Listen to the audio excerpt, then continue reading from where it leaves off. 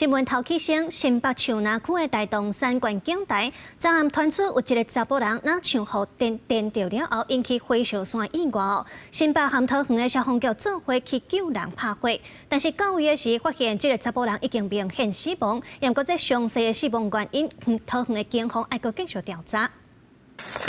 山林大火，还阁一直听到手机烧啊别开的声音。警消赶紧由水线拍火。新北市树林区甲龟山区交界的大洞山，14晚暗6点外发生火烧山的意外。消防局接到报案，派16台消防车加37位消防人员来拍火。 山区现水源比较不足，那我们消防人员必须以徒步布线方式，一路布线到山头上。那另外火点因为有飞火延烧到2、3个山头，所以火势的范围非常的大。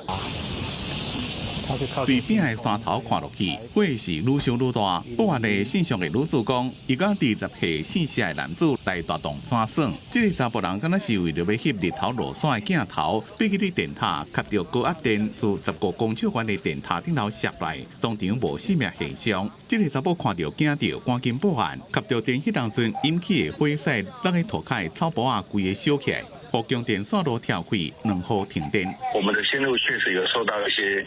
这个电一跳脱了，一般的线塔离我们的地面都有一些固定的安全距离，步调塔比较确定之后，我们才能够掌握到它其实造成的原因是什么。台电断电抢救，这个查甫人已经明显死亡，火尾也已经拍花，详细死亡原因，桃园警方已经封锁现场进行调查。记者综合报道。